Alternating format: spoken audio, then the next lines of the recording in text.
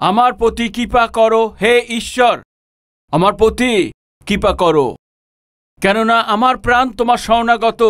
তোমার পক্ষে ছায় আমি শরণ লইব যে পর্যন্ত এইসব দুর্দশা অতীত না হয়। এখানে দুর্দশা না দুর্দশা বলছেন? বলুন বলুন, কি লেখা আছে? দাউদ কে আছে? ধার্মিক আছে না অধার্মিক আছে? ধার্মিক আছে। বাইবেল বলে দেয় ধার্মিকের সামনে অনেক বিপদ আসবে। অনেক বিপদের মধ্যে গিয়ে দাউদ চলেছেন। খাবারও কোনো ঠিকানা নেই, ক্ষুধায় যন্ত্রণার মধ্যে আছে, নিজের লোক থেকে দূরে সরে গেছে, কমপক্ষে অনাথের মতো হয়ে গেছে, জঙ্গলের মধ্যে ঘুরছে, বিপদ ওর চারপাশে ঘিরে নিয়েছে। এমন সময়তে দাউদ এখানে এই গীত করছে, প্রভু একটা বিপদ নয়, অনেক বিপদ আছে, কত যন্ত্রণা, কত কষ্টে, এই সবার মধ্যে আর যদি আমি কোনো স্মরণ নেই তো ও আপনার পালকের মধ্যে নিচে থাকব। প্রভু তোমার পাখনার নিচে আমাকে লুকিয়ে রাখুন। প্রভু কি কেউ আছেন আমাদের মধ্যে? আমাকে ওই ব্যক্তি যন্ত্রণা দিচ্ছে, আমার জীবনকে ওই ব্যক্তির নরকে পরিণত করেছে। আমার চাকরি স্থানেতে আমার যে সহকর্মী আছে আমার জন্য মন্দ পরিকল্পনা করেছে, আমার শান্তি আমার থেকে কেড়ে নিয়েছে। আমি কোনো ভুল করিনি, আপনি নির্দোষ আছেন, আপনি হচ্ছেন ভালোই করেছেন, সবসময় ওকে সাহায্য করেছেন। সাহায্যকারীরা, সাহায্য যারা করেছেন তারা আপনার উপরেও নিশানা রাখছে, মন্দ করতে চায়। দাউদের জীবনকে দেখুন, ও ভালো করেছিল, ও সঠিক করেছিল, কিন্তু দেখুন আজকে ওর সাথে কি হচ্ছে। মন্দ, মৃত্যু ওর পিছন ধরেছে। এই সময় আমাদের কি করতে হবে?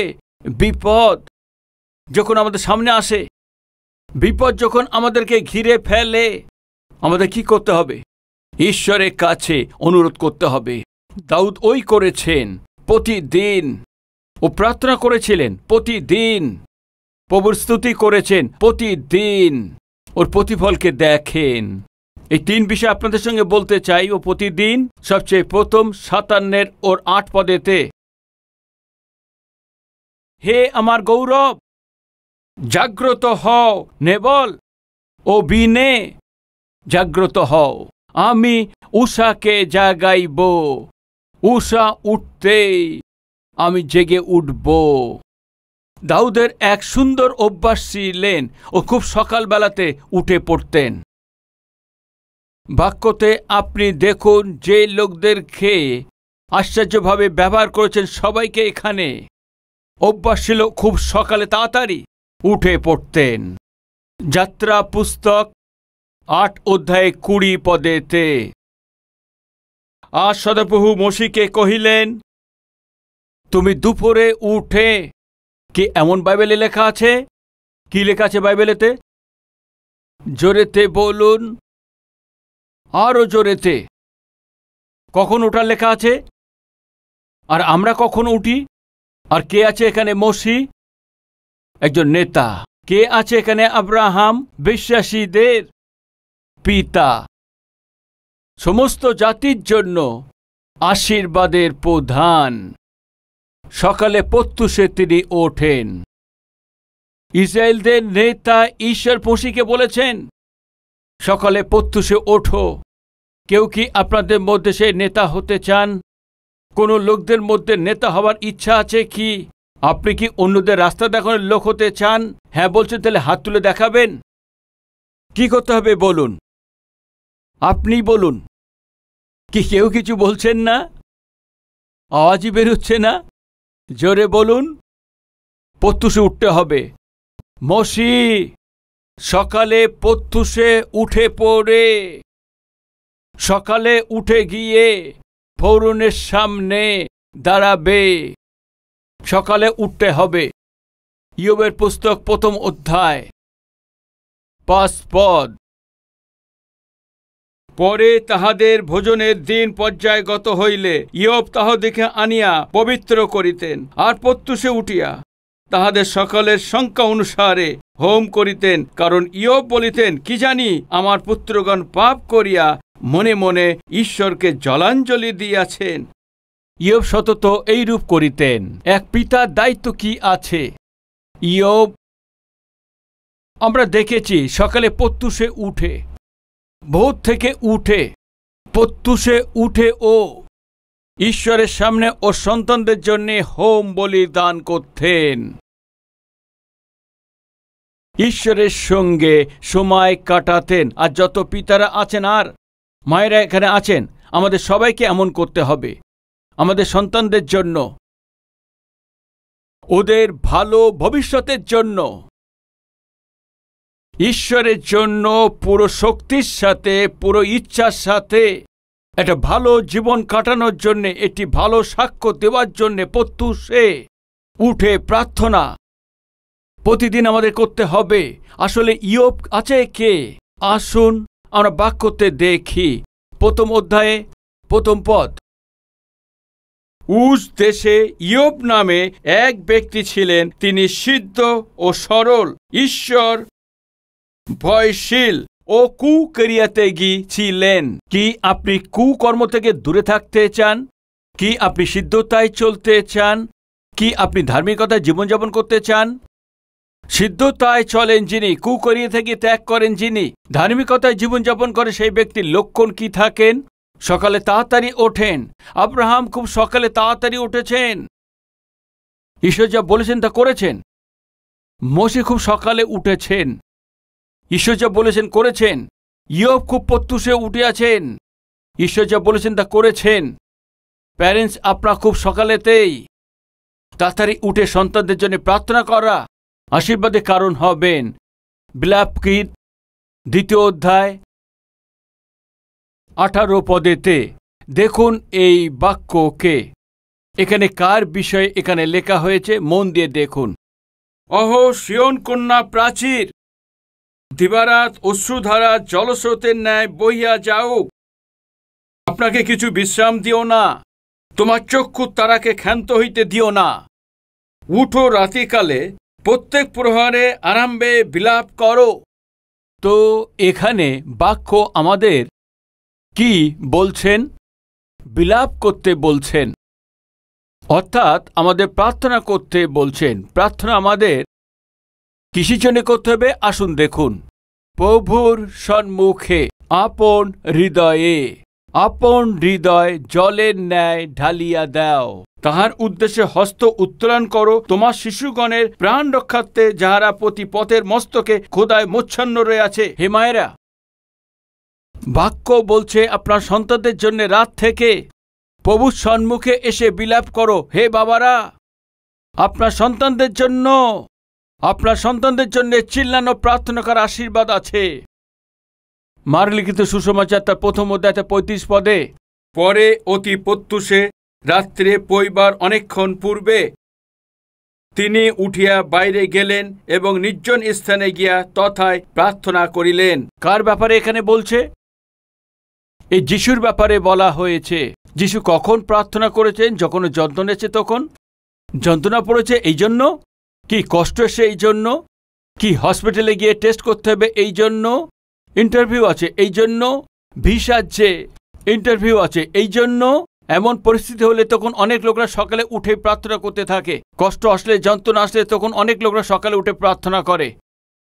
কিন্তু প্রভু যিশু সে প্রতিদিন সকালে প্রত্যুষে উঠে ভোর থাকতে সে প্রার্থনা করে থাকেন। ওর অভ্যাস ছিল, উনি এটা স্বভাবে বানিয়েছেন। আর যদি ঈশ্বরের পুত্র সকালে উঠে এভাবে প্রার্থনা করে, তাহলে আমাদেরকে কত অধিক প্রার্থনা করার দরকার আছে। দাউদ বলে, আমি প্রতিদিন সকালেতে উঠে প্রার্থনা করে থাকি। দেখুন গীতসংগীত 57-তে, উষা উঠে আমি জাগ্রত হব। ধার্মিক ইয়োব সকালে প্রত্যুষে উঠিয়াছেন। নেতা মোশে সকালে তাড়াতাড়ি ওঠেন। জাতির পিতা আব্রাহাম সকালে তাড়াতাড়ি ওঠেন। জগতের উদ্ধারকর্তা যীশু খ্রিস্ট সকালে তাড়াতাড়ি ওঠেন। আমাদের কি অবস্থা আছে দেখুন 8 পদেতে, হে আমার গৌরব জাগ্রত হও, নেবলো ও বিনা জাগ্রত হও। আমিও উষাকে জাগাইব। তো এরা সবাই সকালে প্রত্যুষে উঠে কি করছেন? প্রার্থনা করছেন। তো সকালে প্রত্যুষে উঠে তারা যে উষাকে উঠার আগে তারা প্রার্থনা করতে দাউদের অভ্যাস ছিল। দুপুরে প্রার্থনা করা দাউদের অভ্যাস ছিল। সন্ধ্যায় প্রার্থনা করা দাউদের অভ্যাস ছিল। দিনেতে 3 বার প্রার্থনা করা দাউদের অভ্যাস ছিল। ওইভাবে দানিয়েলেরও অভ্যাস ছিল। জিহুদীরাও 3 বার প্রার্থনা করেন। কি আপনার মনে আছে?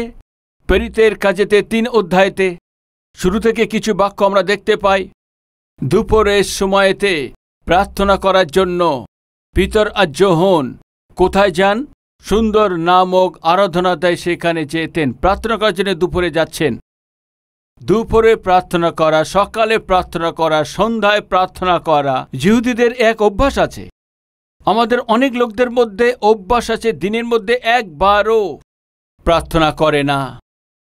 একবারও আমরা হাঁটুতে আসতে পারে না। এই আছে আমাদের আত্মিকতা অবস্থা। দিনের সময় আপনি চাকরি স্থলে থাকেন, এই জন্য প্রার্থনা করতে পারেন না। দিনেতে সকাল হবার আগে থেকে উঠে গিয়ে এবং দিনেতে শোবার পরে প্রতি ঘরেতে, প্রতি পরিবারেতে, প্রত্যেকে ছেলে মেয়ে সবাই এই অভ্যাস হবার দরকার আছে। এই পরিবারের জন্য আশীর্বাদের কারণ আছে, সন্তানদের ভবিষ্যতে আশীর্বাদ আছে। সমস্যার মধ্যে, যন্ত্রণার মধ্যে দিয়ে, পরীক্ষার মধ্যে, কষ্টের মধ্যে, অসুখের মধ্যে শয়তান কি রূপে আসবে আমরা তা জানি না। আর আমরা যদি তা থেকে রক্ষা পেতে চাই, সন্তানদের রক্ষা করতে চাই, আর ওর মতো একটি রাস্তা আছে, ও আছে প্রার্থনা। দাউদ ওই করেছেন, সকালে ভোর থেকে উঠে প্রার্থনা করেছেন। আর প্রতিদিন প্রার্থনা করা দাউদের অভ্যাস ছিল। দেখুন 7 পদেতে দাউদ কি বলেছেন? আমার চিত্ত সুস্থির, হে ঈশ্বর, আমার চিত্ত সুস্থির। কেন দাউদের মন সুস্থির আছে এত যন্ত্রণার মধ্যে দিয়ে? কেননা ও প্রার্থনা করছে। এই জন্য প্রার্থনা দাউদকে শক্তি দিয়েছেন। কষ্টের মধ্যে থেকে, উপদ্রব লোকদের মধ্য থেকেও দাউদ ওখানে স্থির থাকতে পেরেছে, কেননা ও প্রার্থনা করেছিলেন। প্রার্থনা আপনাকে স্থিরতা দেয়। প্রার্থনাশীল জীবন প্রভুর উপরে নির্ভর করতে শিক্ষা দেয়। প্রার্থনাশীল জীবন প্রভুর সান্নিধ্যে আরও আপনাকে এগিয়ে নিয়ে আসে। আর আপনি যখন হাঁটুতে এসে প্রার্থনা করেন, তখন আপনি জানেন না আপনার মনের মধ্যে শক্তি উৎপন্ন হয়, বিশ্বাস উৎপন্ন হয়, ধৈর্য বাড়ে, চারদিকে পরিবেশ পাল্টে যায়। আজকে অনেক লোকদের জীবনে শান্তি নেই, সমাধান নেই, স্থিরতা নেই। প্রধান কারণ জানেন কি? প্রার্থনাহীন। প্রতিটি ছোট জিনিস থেকে ভয় পায়, কারণ জানেন কি? প্রতিটি ছোট কথা বিচলিত হয়ে যায়, কারণ জানেন কি? প্রতিটি কথা সে যন্ত্রণা পায়, অনুভব করে, কারণ জানেন কি? প্রতিটি ছোট কথা টেনশন করেন, কারণ জানেন কি? প্রার্থনাহীনতা। যেভাবে মাছের জন্য এটি কাটা খুবই প্রয়োজন হয়, মানুষের দাঁড়িয়ে থাকার জন্য মেরুদণ্ড খুব দরকার প্রয়োজন হয়, ওইভাবে আত্মিক জীবনের যে হার প্রার্থনা আছে। বিনা প্রার্থনা করে, কল্পনা করে দেখুন, বিনা মেরুদণ্ড ছাড়া কি দাঁড়ানো সম্ভব আছে? প্রার্থনায় যদি দুর্বল হন, তাহলে আত্মিকভাবে দাঁড়িয়ে থাকা সম্ভব নয়। আপনার প্রার্থনা জীবন দৃঢ় করুন। ও প্রতিদিন প্রার্থনা করত, এই জন্য যন্ত্রণা, কষ্ট, দুঃখের মধ্যেও কি করতে পেরেছে? আমার চিত্ত সুস্থির বলছেন। কেন? কেন? ও জানতেন ও প্রতিদিন প্রার্থনাতে ঈশ্বরের কাছে আসতেন। আর প্রতিদিন ঈশ্বরের কাছে, সর্বশক্তির মানের কাছে মিলিত হওয়া কত আশীর্বাদের আছে, কত আশ্চর্য কথা। কিছু লোককে জিজ্ঞেস করলে তোমরা কোথা থেকে আসছো? এমএলএর কাছ থেকে আসছি, বড় অহংকার করে বলেন। কোথা থেকে আসছো? না এমপির সঙ্গে সাক্ষাৎ করে আসছি, বড় অহংকার করে বলে থাকেন। কোথা থেকে আসছো? না কালেক্টরের সঙ্গে সাক্ষাৎ করে আসছি। আরে কালেক্টরকে, হ্যাঁ আমি কালেক্টরকে জেনে থাকি, অনেক অহংকার নিয়ে বলেন। এসপির সঙ্গে সাক্ষাৎ করেছি, বড় অহংকার করে বলে থাকেন। একটু ভেবে দেখুন, আজ যদি আপনি বলেন সর্বশক্তিমান ঈশ্বরের কাছে আমি সাক্ষাৎ করে আসছি, তবে কত ভালো হয়। কোথা থেকে আসছো? ঈশ্বরের কাছে সাক্ষাৎ করে আসছি। কি? হ্যাঁ, ঈশ্বরের কাছ থেকে আসছি। প্রিয় ভাই ও বোন, সর্বশক্তিমানে ঈশ্বরের সঙ্গে সাক্ষাৎ করার সৌভাগ্য আমাদের প্রত্যেককে দিয়েছেন। একদিন চার্লস স্পার্জন প্রার্থনা করছেন, এক সেবক আসেন ওর সঙ্গে সাক্ষাৎ করতে। আর চার্লস স্পার্জন তার অ্যাসিস্ট্যান্টকে তিনি বলেছেন, যাও গিয়ে বলো চার্লস স্পার্জনকে আমি এসছি। অ্যাসিস্ট্যান্ট জিজ্ঞেস করেছে, ঠিক আছে আমি গিয়ে জিজ্ঞেস করছি, কিন্তু আপনি কে আছেন? গিয়ে বলো ঈশ্বরের আমি সেবক আছি। কে আছেন? ঈশ্বরের সেবক। যাও গিয়ে চার্লস স্পার্জনকে বলো। ঠিক আছে আমি বলছি, কিন্তু উনি সিটকিন লাগিয়ে দিয়েছেন, তার বিনা অনুমতিতে আমি সিটকিনি খুলতে পারবো না। কি আপনি বুঝতে পারছেন না আমি কে আছে জানো না? ঈশ্বরের সেবক আছি, ঈশ্বরের সেবক আছে, যাও গিয়ে বলো। অ্যাসিস্ট্যান্ট দরজার কাছে গিয়েছে, আস্তে করে দরজা খুলে দেখার চেষ্টা করছে চার্লস স্পার্জন ঘাটুতে এসে প্রার্থনা করছেন। কি বলবো, কিভাবে বলবো, বলবো কি বলবো না? পাস্টার বাবু, পাস্টার মশাই, চার্লস স্পার্জন দেখেছেন কি হয়েছে। আমি ঈশ্বরের সেবক এসছি। চার্লস স্পার্জনকে তুমি গিয়ে বলো ঈশ্বরের সেবক এসছেন। এমন বলছে একজন ব্যক্তি আপনার বাইরে যে অপেক্ষা করছেন। তো ওনাকে গিয়ে বলো আমি ওনার ঈশ্বরের সঙ্গে কথা বলছি। কি বলছেন? আমি ওই ঈশ্বরের সঙ্গে কথা বলছি। কত বড় কথা, ঈশ্বরের সঙ্গে কথা বলা, ঈশ্বরের সাথে পরিচয় বাড়ানো, ঈশ্বরের সম্মুখে আমাদের সমস্যা যন্ত্রণাকে গিয়ে বলে দেওয়া, ঈশ্বরের মহিমাকে অন্যের কাছে বলা আমাদের জন্য এটা সৌভাগ্যকর ব্যাপার আছে। চারদিকে পরিস্থিতি খুব ভয়াবহ আছে, কিন্তু দাউদ বলছে আমার মন সুস্থির আছে। প্রিয় ভাই ও বোন, আজকে আপনার সমস্যা সে যাই হোক, সমস্যা যত বড় হোক, অসুখ যত কঠিন হোক, হয়তো আপনার মনে হচ্ছে অর্থনৈতিক সংকট অনেক কঠিন আছে, অনেক বৃদ্ধি আছে, সমস্ত সমস্যার মধ্যে দিয়েও আপনি সুস্থির থাকতে পারেন। কেন? কারণ সমস্ত সমস্যার সমাধান করার যিনি ঈশ্বর আমাদের সাথে আছেন। এই জন্য প্রতিটি প্রশ্নকে উত্তর যার কাছে আছে, এমন ঈশ্বর যদি কাছে থাকে, তো আমাদের সমস্যার কি আছে? আমাদের কেন ভয় পেতে হবে? আমাদের কেন হতাশা নিরাশা হতে হবে? শুরুতে আমরা দেখেছি, হে ঈশ্বর, বিপদ আমাকে ঘিরে নিয়েছে, আমাকে কৃপা করো, তোমার পালকের নিচে আমাকে রাখো। এমন বলা দাউদ তিনি বলছেন আমার হৃদয় সুস্থির। এই জন্য কি করবে? প্রভু আমার হৃদয় স্থির আছে, আমি গান করব, আরো গীত এবং কীর্তন করব। হে আমার গৌরব, জাগ্রত হও, নেবল বিনে জাগ্রত হও, আমি উষাকে জাগাইব। হে প্রভু, আমি জাতিগণের মধ্যে তোমার স্তব করিব, তোমার স্তব করিব, আমি লোকবৃন্দের মধ্যে তোমার প্রশংসা গাইব। কেননা তোমার দয়া আকাশমণ্ডল পর্যন্ত মহৎ, তোমার সত্য মেঘ পর্যন্ত ব্যক্ত। প্রথম কি করেছেন? প্রার্থনা করেছেন। এখন কি করছেন? স্তুতি করছেন। প্রার্থনা আর স্তুতি, আর যখন এই দুটি একসঙ্গে হয় তখন কি হয়? ঈশ্বরের যে মহিমা নেমে চলে আসে। 11 পদেতে, হে ঈশ্বর, স্বর্গের উপরে উন্নত হও, সমস্ত ভূমণ্ডলের উপরে তোমার গৌরব হোক। প্রার্থনা করেছেন, স্তুতি করেছেন। পৌল আর শিলের যে অনুভব কেমন ছিল বলুন? প্রভুর মহিমাকে দেখেছেন। সমস্যার সময়তে, যন্ত্রণার সময়তে, দুঃখের সময়তে, অসুখের সময়তে আমাদের প্রার্থনা করতে হবে। আর প্রার্থনার সাথে সাথে সুস্থির হৃদয়েতে ঈশ্বরের স্তুতি আরাধনা করতে হবে। এরপর একটি তেলুগু গানও করেছি, আপনারা জানেন ওই গানকে। স্তুতি করব, ভোর থেকে উঠে আমরা প্রভুরই স্তুতি করব। এই গান এই গীতির উপরেই নির্ভর করে। ও যন্ত্রণা দেখে ভীত হননি। যন্ত্রণা এসছে, দুঃখ এসছে, কষ্ট এসছে, কিন্তু যে প্রভু আমাকে বাঁচাতে পারে তার সামনে আমি সব প্রস্তুত করেছি। ওই ঈশ্বর আমাকে সাহস দিয়েছেন, এই জন্য আমার মন সুস্থির। যখন আপনার মন স্থির আছে, নড়বড়ে নেই, তখন আপনি কি করবেন? আপনি গান করবেন। ওর আরাধনা করবেন তো প্রার্থনা করুন। আর যখন তার স্তুতি করবেন তখন ওনার মহিমাকে আপনি চোখেতে দেখবেন আর তাকে মহিমা দেবেন। সমস্যা যন্ত্রণার মধ্যে, ক্ষতের মধ্যে, আঘাতের মধ্যে পৌলাশীল কি করেছেন? প্রার্থনা করেছেন, প্রভুরই স্তুতি করছেন। কি দেখছেন? ঈশ্বরের মহিমাকে দেখেছেন।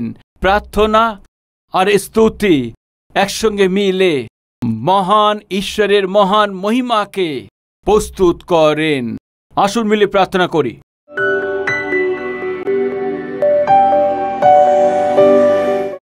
মহান পবিত্র প্রেমিক ঈশ্বর পিতা, ভালো করেছে সেই দাউদের সাথে আজকে মন্দ হচ্ছে, সাহায্য করেছে সেই দাউদকে, আজকে তাকে সুযোগ দিয়েছে, তবুও সে হার স্বীকার করেনি। বিপরীত পরিস্থিতিতে থাকা সত্ত্বেও দাউদ তার সাহস হারাতেন না। ও নিজের দিকে আরও দৌড়ে যেতেন। নিজের ভয়কে, ভীতকে তার নিজের সামনে তিনি বলতেন। আপনি তাকে সাহস দিয়েছেন, সাহসের সঙ্গে এগিয়ে যাওয়ার আপনি তাকে শক্তি দিয়েছেন। কত মহান ঈশ্বর আছেন আপনি। এই জন্য আমার পুরো মন থেকে আপনার আরাধনা করছি। আমার দিনের শুরু তো প্রভু আপনার দিয়ে শুরু করি।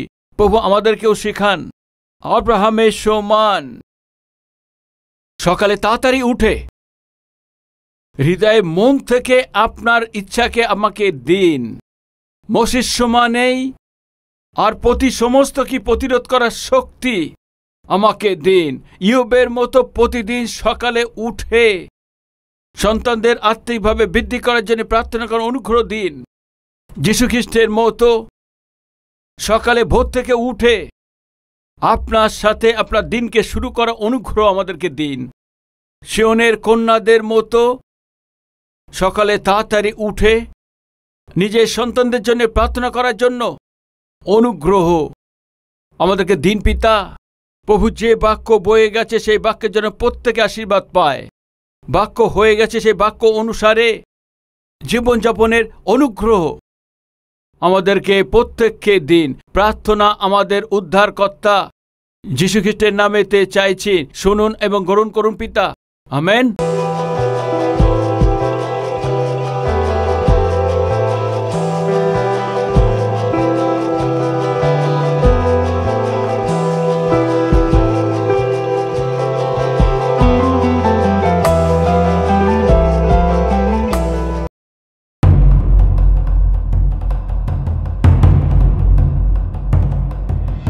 Calvary Temple has undertaken numerous programs for the welfare of its congregation and the people in general. Calvary Temple Birthday Cake. Dr. Satish Kumar always desired to personally greet his church members on their birthdays. But the Lord gave a thought to Dr. Satish Kumar. On the occasion of each birthday, a Calvary team prepares a birthday cake with a lovely greeting card and a promise scripture and visits the church members' house. They spend time with the family praying for them and have a wonderful birthday celebration. This small deed of kindness has touched the hearts of thousands of church members who have no one to celebrate their birthdays with. Calvary Temple Midday Meal. Every Sunday, there are a lot of church members who come from far-off places, and it would be very late for these people to go back to their respective places. Hence, Dr. Satish Kumar wanted to provide a meal for these church members.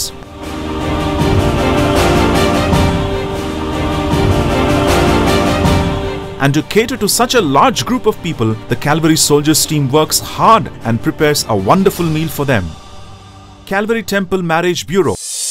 Calvary Temple Marriage Bureau was established so that young people can find their life partners and be joined together in holy matrimony. Calvary Marriage Bureau facilitates the meeting up of family members of eligible young people to find their respective partners and plan and prepare for their marriage. Dr. Satish Kumar conducts these marriages in Calvary Temple Auditorium in a grand manner.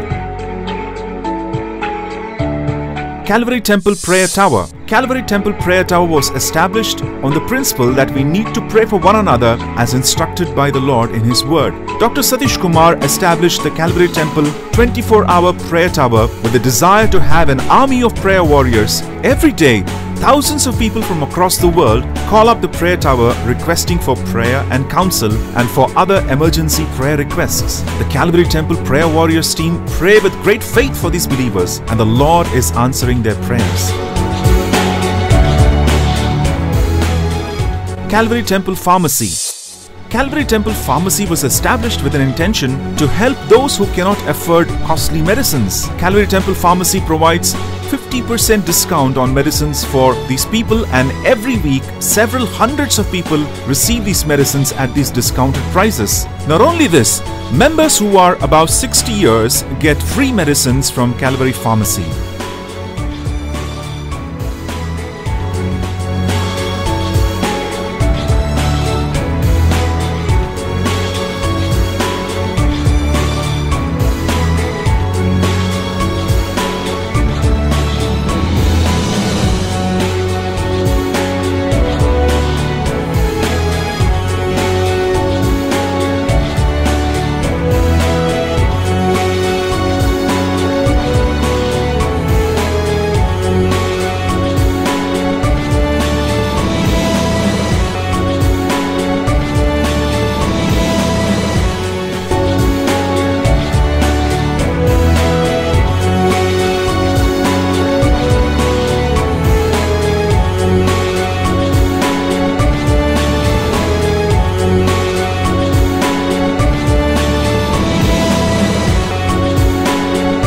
Calvary Monthly Pension.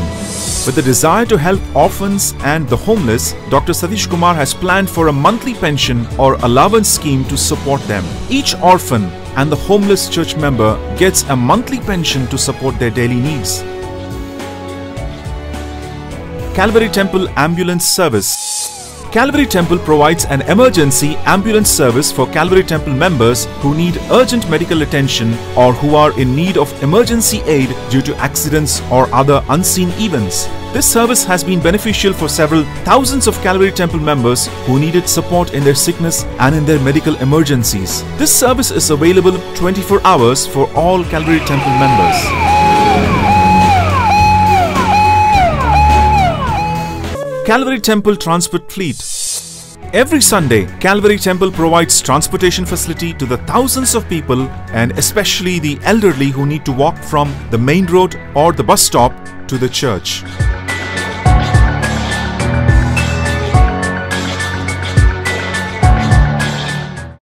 Calvary Temple Burial Service. To lose a family member or a loved one is a great time of grief and sorrow. In order to help them in times of need, Calvary Burial Service caters to the needs of the family members of those who are gone to be with the Lord. Since the family is in grief, they usually do not prepare food, and so Calvary Temple team prepares food for the entire family. They help prepare the coffin box, the burial place, candles, transportation, and all things that are required to conduct the burial service in an honorable manner.